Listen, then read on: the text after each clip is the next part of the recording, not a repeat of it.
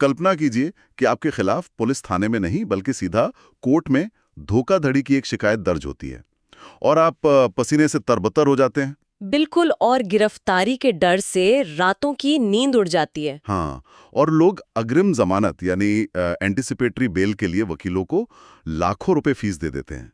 लेकिन क्या हो अगर मैं आपसे कहूं कि इस पूरे मामले में पुलिस आपको गिरफ्तार कर ही नहीं सकती थी? सही कहा। मतलब आपका वो सारा डर, वो सारी भाग-दौड़ पूरी तरह से बेबुनियाद थी। ये कोई ख्याली पुलाव नहीं है, बल्कि हमारी अदालतों में हर रोज दोहराई जाने वाली एक कड़वी सच्चाई है। और आज के हमारे इस डीप डाइव का मिशन इसी भ्रम को तोड़ना है। हमारे पास जो सोर्स मटेरियल है जिसमें सुप्रीम कोर्ट का 2006 का ऐतिहासिक ओम प्रकाश छावनी का बनाम झारखंड राज्य का फैसला शामिल है। हाँ, वो बहुत ही क्रिटिकल जजमेंट है। बिल्कुल। तो आज हम उसका एक एक पन्ना पलटेंगे और इस जटिल कानूनी जाल को समझने के लिए ना हम इस चर्चा को एक वास्तविक लीगल कंसल्टेशन का रूप दे रहे हैं। मैं यहाँ उस क्लाइंट की भूमिका निभाऊंगा जिसकी रातों की नींद उड़ी हुई है, और आप हमारे सीनियर एडवोकेट की भूमिका में होंगी जो कानून की परतें खोलेंगी। मुझे ये तरीका बहुत पसंद आया। तो चलिए सीधे मेरे केबिन में चलते हैं। आइए बैठिए। बताइए क्या परेशानी है? वकील साहिबा, मैंने आपके कहे अनुसार ये सारे सोर्स डॉक्यूमेंट्स और वो 2026 का जजमेंट पढ़ तो लिया है, लेकिन सच कहूं तो मेरी धड़कनें अभी भी तेज हैं। मैं बहुत बड़ी मुसीबत में फंस गया हूं। शांत हो जाइए। पहले आप पानी पीजिए और आराम से बताइए हुआ क्या है। मेरे एक दूर के रिश्तेदार ने जमीन के एक पुराने पुश्तैनी विवाद को लेकर मुझ पर सीधे कोर्ट में प्राइवेट कंप्लेंट दर्ज कर दी है। उसमें धोखाधड़ी यानी चीटिंग और जालसाजी के गंभीर आरोप लगाए हैं। अच्छा, प्राइवेट कंप्लेंट है। हाँ, मुझे तो डर है कि पुलिस किसी भी वक्त मेरे घर आ जाएगी और मुझे गिरफ्तार कर लेगी। मतलब समाज में मेरी बदनामी हो जाएगी। मेरी आपसे गुजारिश है कि प्लीज जल्द से जल्द मेरी एंटिसिपेटरी बेल फाइल कर दीजिए। हमें तुरंत सेशन कोर्ट चलना चाहिए। देखिए, सबसे पहले तो आप गहरी सांस लीजिए। घबराहट में कोई भी कानूनी कदम उठाना, खासकर वो कदम जिसकी जरूरत ही ना हो, आपके केस को फायदे की जगह नुकसान पहुंचा सकता है। लेकिन आप यहाँ बिल्कुल सुरक्षित हैं। मैं आपको समझाती हूँ। आप जिस एंटिसिपेटरी बेल के लिए भागदौड़ करने की बात कर रहे हैं ना, सुप्रीम कोर्ट ने अपने हालिया फैसले में स्पष्ट कर दिया है कि उसकी कोई आवश्यकता ही नहीं है। आवश्यकता नहीं है? आप इसे इतनी आसानी से कैसे कह सकती हैं? मेरे खिलाफ चीटिंग और जालसाजी जैसे क्रिमिनल आरोप हैं।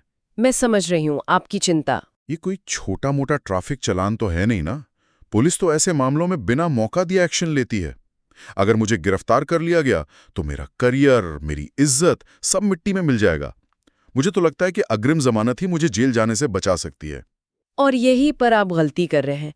यही तो वो सबसे बड़ी गलतफहमी है जो हमारे सिस्टम में एक महामारी की तरह फैली हुई है।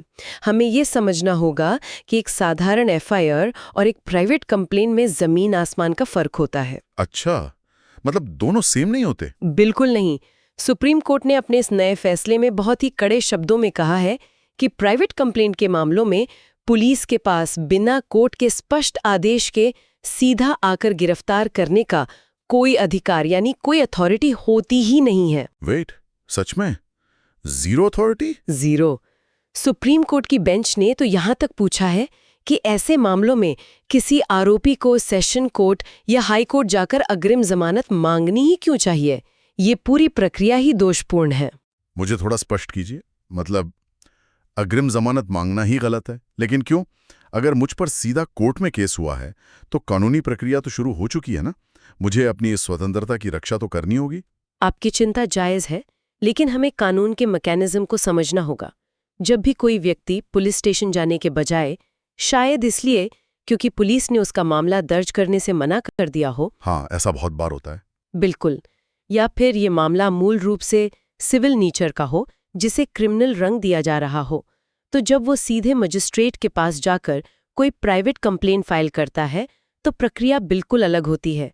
मजिस्ट्रेट सबसे पहले उस शिकायत पर संज्ञान यानी कॉग्निजेंस लेता है। ये संज्ञान लेना असल में क्या होता है? क्या मजिस्ट्रेट सिर्फ एक रबर स्टैंप लगा देता है फाइल पे? नहीं, रबर स्टैंप नहीं। संज्ञान लेने का मतलब है कि मजिस्ट्रेट ने कानूनी रूप से अपना दिमाग लगाना शुरू कर दिया है। वो देखता है कि क्या इस शिकायत में इतना दम है कि कानूनी मशीनरी को चालू किया जाए। ओके, समझ गया। और सबसे जरूरी बात, संज्ञान लेने के बाद वो सीधे गिरफ्तारी का आदेश नहीं देता, वो केवल एक समन जारी करता है। सुप्रीम कोर्ट ने स्पष्ट किया है कि ऐसे मामलों में अग्रिम जमानत मांगना अपने आप में एक मिसकंसीव्ड कदम है, यानी गलत दिशा में उठाया गया कदम। तो फिर मुझे करना क्या है? आरोपी को बस इतना करना होता है कि वो समन मिलने पर कोर्ट में हाजिर हो और कार्रवाई में हिस्सा ले। ओके, इसे थोड़ा आम बोलचाल की भाषा में समझते हैं तो क्या ये समन एक तरह से किसी शादी या इवेंट के निमंत्रण पर यानी इनविटेशन कार्ड की तरह है? हाँ, आप ऐसा कह सकते हैं। मतलब मेरे पास कोर्ट से बुलावा आया और मुझे बस तय तारीख और समय पर वहां पहुंचना है। मुझे इस बात से डरने की जरूरत नहीं है कि रास्ते में पुलिस मुझे बीच में ही इंटरसेप्ट करके लॉकअप में डाल देगी। ये इनविटेशन कार्ड वाली एनालॉजी बहुत ही सटीक है।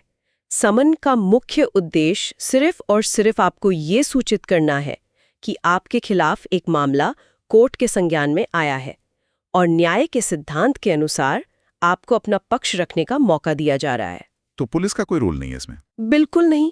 जहां तक पुलिस के दखल की बात है, सुप्रीम कोर्ट ने बहुत सख्त शब्दों में रेखांकित किया है कि जब तक संबंधित कोर्ट एक गैर जमानती वारंट जारी नहीं करता, नॉन बेलेबल वारंट, राइट? हाँ, नॉन बेलेबल वारंट, जब तक वो जारी नहीं होता, पुलिस इस मामले में किसी भी तरह से अपनी मर्जी से शामिल नहीं हो सकती। इसलिए आपका जो ये गिरफ्तारी का डर है, वो कानूनी रूप से पूरी तरह से निराधार है। चलिए, निमंत्रण पत्र वाली बात सुनकर मेरे सीने से एक बहुत बड़ा बोझ तो हल्का हुआ। लेकिन अभी आपने एक भारी शब्द का इस्तेमाल किया, गैर जमानती वारंट। पूछिए, क्या शंका है? मैं एक बात सोच रहा हूं, मान लीजिए कि मुझ पर आरोप लगाने वाले ने कोर्ट को यह कन्विंस कर दिया कि मैं समन मिलने के बाद विदेश भागने की फिराक में हूं। अच्छा, उस सिचुएशन में तो समन भेजना एक बेवकूफी होगी, राइट? तब तो कोर्ट सीधा पुलिस को मुझे पकड़ने के लिए भेजेगी। तो ये वारंट आखिर किन परिस्थितियों में जारी होता है? ये एक बहुत ही तार्किक और बेहतरीन सवाल है। देखिए, कानून किसी भी स्थिति को अनदेखा नहीं करता।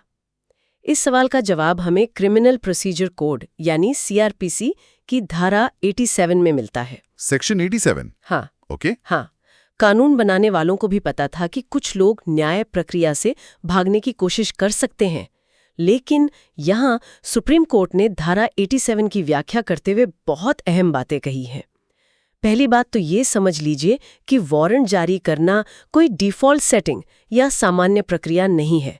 ये नियम का एक अपवाद है। तो ये अपवाद काम कैसे करता है? मतलब क्या ये पूरी तरह से मजिस्ट्रेट के मूड पर निर्भर है कि आज समन भेजूं या वारंट? अरे नहीं, बिल्कुल नहीं। किसी की व्यक्तिगत स्वतंत्रता छीनना कोई छोटी बात नहीं है। मुख्य रूप से दो परिस्थितियां होती हैं जहां कोर्ट समन की बजाय या समन के बाद वारंट जारी कर सकता है। कौन सी दो परिस्थितियां? पहली, जैसा आपने खुद अनुमान लगाया, अगर कोर्ट को ये पक्का विश्वास हो जाए, वो भी सबूतों के आधार पर, कि आरोपी फरार हो रहा है या वो जानबूझकर समन को नजरअंदाज कर रहा है। और दूसरी स्थिति वो है जब आरोपी को समन मिल चुका हो, उसकी तामील हो चुकी हो, लेकिन फिर भी वो बिना किसी वैध कारण के तय तारीख पर कोर्ट में हाजिर ना हो। अच्छा, मतलब जब तक मैं कानून के साथ सहयोग कर रहा हूं तब तक मेरे खिलाफ वारंट नहीं निकलेगा। सही कहा। और इसमें एक बहुत बड़ा सेफगार्ड यानी सुरक्षा कवच भी है। मजिस्ट्रेट सिर्फ अपने मन से या हवा में वारंट जारी नहीं कर सकता। सेफगार्ड? कैसा सेफगार्ड? सुप्रीम कोर्ट ने जोर देकर कहा है कि इस शक्ति का इस्तेमाल बेहद सावधानी से किया जाना चाहिए। मजिस्ट्रेट को वारंट जारी करने से पहले इसके लिखित कारण यानी रीजंस इन राइटिंग अपनी फाइल में दर्ज करने होते हैं कि वो सामान्य समन प्रक्रिया को छोड़कर वारंट क्यों जारी कर रहा है। ओह, तो उन्हें जस्टिफाई करना पड़ता है? बिल्कुल। अगर वो ऐसा नहीं करता है तो उस वारंट को आसानी से ऊपरी अदालत में चुनौती दी जा सकती है। ये तो बहुत ही पारदर्शी प्रक्रिया लगती है। लेकिन मेरे दिमाग में एक और कानूनी पेंच आ रहा है। बताइए। मान लीजिए कंप्लेन करने वाला व्यक्ति दिल्ली में है और मैं मुंबई में रहता हूँ। वो सिर्फ मुझे परेशान करने के लिए दिल्ली में एक प्राइवेट कंप्लेंट डाल देता है। जुरिस्डिक्शन का मुद्दा। हाँ, क्या कोर्ट बिना जांचे परखे मुझे मुंबई से दिल्ली बुला ले?